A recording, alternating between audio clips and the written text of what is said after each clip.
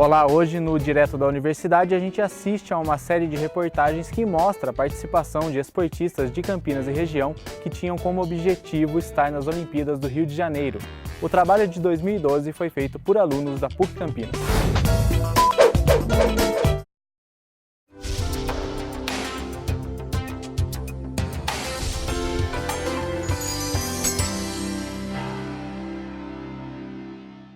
A partir de hoje, você vai acompanhar uma série com 3 reportagens que tem como plano de fundo os Jogos Olímpicos que vão acontecer aqui no Rio de Janeiro em 2016. A gente vai mostrar a história de vida dos principais personagens desse evento. E para começar, o Vinícius Bueno vai mostrar a trajetória daqueles que já são consagrados no esporte brasileiro. Dá golpe de vista nessa bola. Você ser escolhida dentro de milhões de brasileiros. Bola errada para Virna. Está representando a sua nação, o seu país. Agora, caprichou, Virna. Terminou! Brasil é bronze, Virna! Uma sensação rara. Representar o Brasil nas Olimpíadas e chegar no pódio. Uma emoção para poucos. Manda beijos para a torcida brasileira presente no estádio Panathinaiko. Mas chegar no estádio olímpico e saber que realmente não perderia mais aquela medalha de bronze foi algo que realmente me transformou de todas as formas, né? Vai passar pela linha de chegada, manda beijos para a torcida, beijos para o Brasil. Medalha de bronze de Vanderlei Cordeiro de Lima. A ex-jogadora de vôlei, Virna, levou a medalha de bronze por 2 vezes. Na Olimpíada de Atlanta, em 1996, e na de Sydney, em 2000. Na hora que você ganha a sua medalha, você escuta aquele hino nacional, passa aquele filme, poxa, caramba, eu saí de Natal do Rio Grande do Norte, quantas poderiam estar aqui e eu estou representando o meu país. O ex-maratonista Vanderlei Cordeiro de Lima foi além.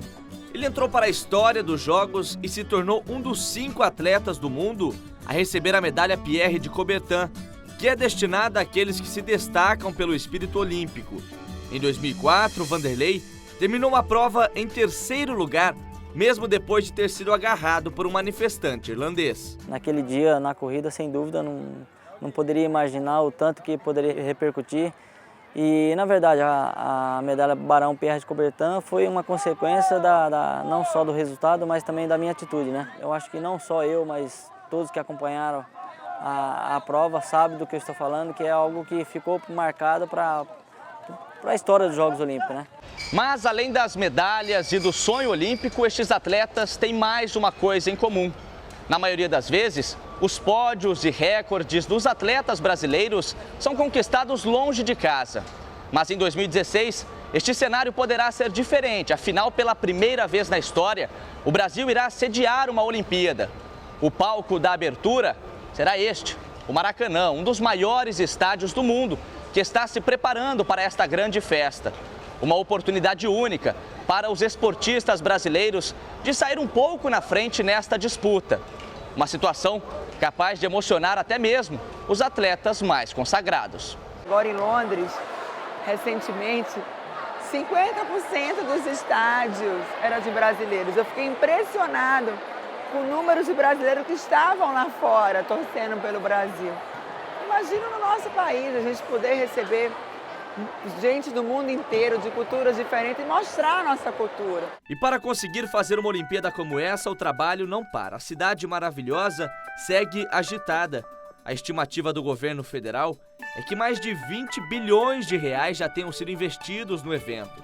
Mas enquanto todos por ali acompanham os preparativos, os atletas, protagonistas desta história, continuam suando a camisa para representar o país na primeira Olimpíada do Brasil. Para um atleta conseguir chegar no topo, o caminho é longo. O tempo médio para estar à altura de disputar uma Olimpíada é de 8 a 12 anos. São 3 ciclos olímpicos, de 2 a 3 ciclos. Por exemplo, temos uma criança, um adolescente com 12 anos. En el primer ciclo está con 16, difícilmente va para un Juegos Olímpicos. En el segundo ciclo está con 20 años, va para su primer Juegos Olímpicos a un modo de teste. Todos no son Usain Bolt, que con 21 años era campeón olímpico.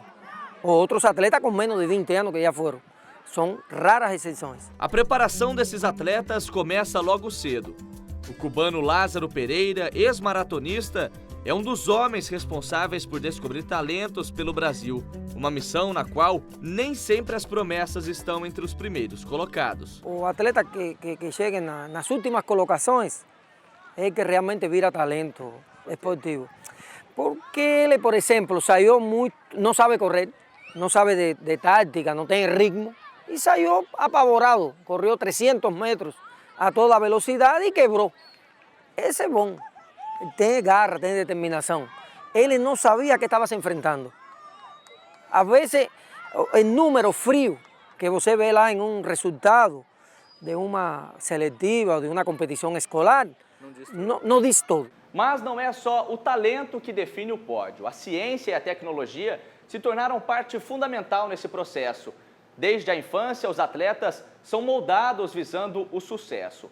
Acompanhar a evolução do corpo do atleta, principalmente durante a adolescência, é tarefa para profissionais especialistas no assunto. É a partir da medição de um músculo do corpo que é possível definir um treinamento específico para o alto rendimento do atleta. Miguel de Arruda é professor de Educação Física na Universidade Estadual de Campinas e é um dos responsáveis por todo esse processo. Preciso saber como que é a constituição desse corpo dele. Qual é peso de massa de gordura, qual é peso de estrutura óssea, há como identificar isso. E depois, à medida que ele começar a receber treinos, como que essas estruturas corporais vão se comportar. Você poderia perguntar, mas tem o que avançar no treinamento? Não, tem que se treinar, cada vez mais. O seu corpo é seu instrumento de trabalho. Você tem que se alimentar bem, você tem que dormir bem, você tem que descansar. Enquanto a sua amiguinha está ali numa festinha, você está em casa descansando, treinando, concentrada. Virna e Vanderlei, atletas consagrados que chegaram lá. Até 2016, o caminho a ser percorrido por aqueles que ainda sonham com o topo é longo. Daqui para frente, o único objetivo é fazer história, participar e representar as cores do país na primeira Olimpíada do Brasil, no Rio de Janeiro. Abre a cortina do passado. Você já viu que para chegar no topo o caminho não é nada fácil, por isso poucos conseguem alcançar o objetivo. Agora, a Jocely Godoy vai mostrar pra gente a trajetória desses atletas que esbarram em dificuldades ainda maiores. O barulho da torcida e o hino nacional ao fundo é o cenário perfeito no imaginário de quem vive do esporte. É em busca do primeiro lugar no pódio que esses atletas dedicam suas vidas e seu tempo. E o caminho até lá é um só. Trabalho duro e perseverança. O primeiro passo é querer. Eu quero não, eu vou estar lá. Estou trabalhando muito forte para isso. Eu vou entrar como que nem robô gigante. Eu vou chegar amassando todo mundo lá. E o suor é a prova de que o sonho pode se tornar realidade. Joed treina há 20 anos e hoje faz parte da seleção brasileira. Ele começou cedo no esporte. No início foi forçado pelos pais, mas a primeira derrota foi o empurrãozinho que precisava para ele continuar no taekwondo por vontade própria. Eu fui para uma competição, aí eu queria lutar e era só uma luta e quem ganhasse era ouro. Aí eu fui lá, perdi, fiquei com raiva e falei, nossa, agora eu vou treinar muito para ganhar desse moleque. E daí, a partir dali, comecei a competir para valer mesmo. Hoje ele e outros atletas da academia sonham mais longe. Eles estão treinando para as Olimpíadas em 2016. E assim como a cidade sede do evento está se preparando para receber os atletas, os protagonistas dessa festa também estão dando duro para não fazer feio e garantir uma vaga na competição.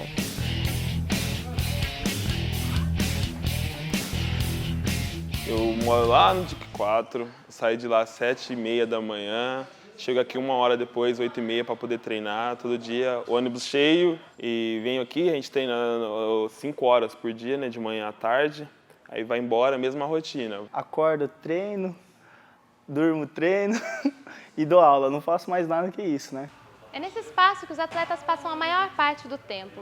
São 5 horas de treino por dia para conseguir fazer uma carreira de sucesso. Mas, na verdade, a luta não fica só aqui no tatame. A batalha para conseguir a vitória continua lá fora. Antes de ir para a Olimpíada, eles precisam participar de outras competições. São campeonatos regionais, nacionais e até internacionais. Mas tudo isso tem um custo e, na maioria das vezes, é o próprio atleta que paga a conta. O atleta chega no nível que uma competição às vezes custa R$5.000, né? Então isso não comporta os projetos a pagar, né? Então, e às vezes até 2 competições no ano. E ele precisa estar em competições também internacionais. Falta investimento, porque o atleta muitas vezes tem que ir atrás da sua passagem, quer viajar para competir fora. Aí faz rifa, faz camiseta, bate de loja em loja, entrega currículo para conseguir a passagem, só a passagem. A alimentação, enfia 2 pacotes de bolacha na bolsa e come lá durante a semana se estiver fora. Tilico já treinou grandes nomes do taekwondo brasileiro e com todos os anos de experiência, o treinador conta que histórias como a de Joed são comuns no meio esportivo. A dificuldade é desde o início, quando começa a formar um atleta, né? Às vezes a locomoção também, às vezes são 2 treinos por dia, ele precisa ir, almoçar e voltar. Então, a base já começa com a dificuldade. E quando o atleta ele se torna um atleta de ponta, né, que ele começa a disputar campeonatos internacionais, aí o custo fica maior, porque ele precisa de um nutricionista, um preparador físico, o técnico, precisa de toda uma estrutura para ele estar equiparado para disputar campeonatos internacionais. O Gabriel é um desses atletas que está no começo de carreira. Ele tem 13 anos, treina desde os 7 e já sonha em ir para as Olimpíadas aqui no Brasil. Mas além de muita dedicação, ele também vai precisar de outra coisa, patrocínio. O dinheiro que ele recebe de outros apoiadores não é suficiente. Então, para conseguir o apoio de outras empresas, o grupo de natação que ele faz parte teve uma ideia diferente. O vídeo está nas redes sociais e mostra um pouco da rotina dos atletas no treino. Falta bastante apoio, né? Tem que ter muito apoio para chegar nessa parte. A gente tenta conseguir patrocínio, mas é muito difícil, né? O ex-judoca e hoje gerente de preparação esportiva do Comitê Olímpico Brasileiro reconhece a falta de estrutura para a preparação dos atletas. Ele defende um trabalho em conjunto. É importante que todo esse movimento, não só o Comitê Olímpico Brasileiro, mas também o Ministério do Esporte, secretarias estaduais, secretarias municipais, todos em conjunto, de uma forma objetiva, com um único objetivo, trabalhem em busca desse objetivo. Hoje o Comitê Olímpico age em parceria com as Olimpíadas Escolares. São nesses eventos que eles selecionam futuros atletas do esporte brasileiro. Hoje existem certos projetos que conseguem trazer esses atletas para um grande centro ou para um centro de treinamento de uma modalidade e a gente consegue trabalhar esse atleta e dar a oportunidade dele de conhecer outras coisas. O Comitê Olímpico Brasileiro hoje investe maciçamente na área de ciência do esporte, investe maciçamente no treinamento especializado, no treinamento individualizado do atleta. Mas no dia a dia, a realidade do atleta é outra. Eu não tenho bolsa atleta, não tenho bolsa talento esportivo, eu tenho uma renda que é só de Campinas, mas governo, essas coisas ainda eles não me deram nada, não me ajudaram em nada, só luto porque gosto mesmo. Apesar da falta de investimento e estrutura precária, não faltam sonhos para os atletas brasileiros. Sonhos de campeões que se superam a cada dia e que até 2016 vão trabalhar duro para levar para casa uma medalha e a sensação de dever cumprido. Agora, na última reportagem da série, eu fui conferir a trajetória e a história de vida de atletas paralímpicos, que além da falta de investimento e de estrutura, precisam lidar com um problema ainda maior, a falta de reconhecimento. O andar calmo, aparentemente sem preocupação, esconde um herói das pistas de atletismo no Brasil. Meu nome é Odair dos Santos, atleta paralímpico. Odair exibe orgulhoso a medalha de prata, conquistada nos Jogos Paralímpicos de Londres em 2012. O brasileiro ficou em segundo lugar, ao correr 1.500 metros rasos em 4 minutos e 6 segundos. Odair passou perto do recorde mundial de um corredor queniano, que é de 3 minutos e 58 segundos. O atleta se emociona ao relembrar as vitórias, que não são poucas. Odair coleciona 6 medalhas em Paralimpíadas. A sensação é fantástica, sempre muito bom, né? Você subir no pódio, independente da cor do metal ali, da medalha, é muito bom. E não só pelo fato de estar recebendo a medalha, mas também pelo fato de poder estar sendo exemplo. Além das medalhas, Odair também coleciona momentos de superação. Aos 9 anos de idade, recebeu um diagnóstico que mudou a vida dele. O atleta é portador de uma doença degenerativa rara, sem herança genética, que atingiu completamente os campos de visão dos 2 olhos. No primeiro instante, não tinha noção do que significava retinose pigmentar. Até então, eu achava que Era um problema visual que, com o passar do tempo, né, o problema teria uma solução e eu levaria uma vida normal. Só que com o passar dos anos, caiu a ficha e eu vi que a coisa era bem mais complicada. O atletismo veio logo depois, ainda como uma brincadeira de criança. Quando eu conquistei a minha primeira medalha, cara, foi uma alegria tremenda. Aquilo, nossa, parecia que eu tinha conquistado um campeonato mundial quando eu conquistei essa primeira medalha. O sucesso não depende só do talento e da determinação. O trabalho em equipe é fundamental para um bom resultado. No mundo escuro de Odair, o guia Samuel é a visão do paratleta, conduzindo passo a passo o caminho para o pódio. O povo pergunta, mas o guia não tem reconhecimento, o guia não aparece. Sim, em todo momento o guia está ali, está junto. Ele não havia aquele reconhecimento, mas hoje está de igual para igual, os dois em cima do pódio, os dois com a medalhinha ali, contente, feliz e sem discriminação nem de um lado nem do outro, né? Se ele não tiver adaptado, adequado, eu não consigo ir. Então, assim, esses 10% é da minha colaboração, né? Do incentivo. Oder, vamos lá, tá cansado, mas vamos fazer mais um pouquinho. Então, assim, é nessa parte, nesse aspecto, né? Há um mês, o atleta se recupera de uma cirurgia na coxa direita devido a uma contusão. São horas e horas de fisioterapia para voltar a correr. E o esforço tem endereço certo. Rio de Janeiro, nas Paralimpíadas de 2016. Nada melhor que conquistar uma medalha tão sonhada aqui dentro de casa, né? E dividir com toda essa população aí brasileira. E vou fazer o máximo, vou fazer o possível, vou treinar demais para, quem sabe, conquistar a minha primeira medalha de ouro numa Paralimpíada aqui dentro de casa. O talento e o esforço dos atletas foram essenciais para o desempenho do Brasil nas Paralimpíadas de Londres em 2012. Eles conquistaram 43 medalhas, sendo 21 de ouro, colocando o país na 7ª posição nos Jogos. Já os atletas olímpicos conquistaram 17 medalhas, apenas 3 de ouro, colocando o país na 22ª colocação do ranking geral. Segundo o Comitê Paralímpico Brasileiro, 182 atletas foram a Londres para representar o Brasil. Isso mostra a evolução do esporte paralímpico no país, mas segundo os atletas, ainda falta muito. São 4 horas de treinamento por dia. Os atletas precisam dominar a bola e a cadeira de rodas com agilidade. O treinador do time de basquete paralímpico de Campinas, Milton Ferreira, afirma que a falta de investimento torna o sonho olímpico ainda mais distante. É mais dificuldades do que festa. Hoje o esporte, assim, apesar de ter crescido muito, e nós temos aí o Comitê Paralímpico, mas ainda é muito mal distribuído, é muito mal incentivado. O caminho de um atleta paralímpico não é fácil. A superação e a luta no esporte é apenas um lado da moeda. Alguns são pegos de surpresa e a deficiência vem de forma inesperada. É o caso de Neto, que ficou paraplégico após sofrer um acidente de trabalho. Fui andando e daí eu pisei no madeirite, né? Pisei, caí. Só que daí eu fraturei a coluna, né? Quebrou minha coluna. Hoje eu tenho uma lesão T12, né? Que é a completa. E fui resgatado pelo pessoal da empresa, né? Meus colegas de trabalho. Na trajetória desses personagens, as vitórias ficam em segundo plano quando o assunto é preconceito. A falta de reconhecimento ainda é um obstáculo a ser vencido. É totalmente diferente, né, cara? Em nível de estrutura, estamos engateando ainda, se comparado ao atleta olímpico, né?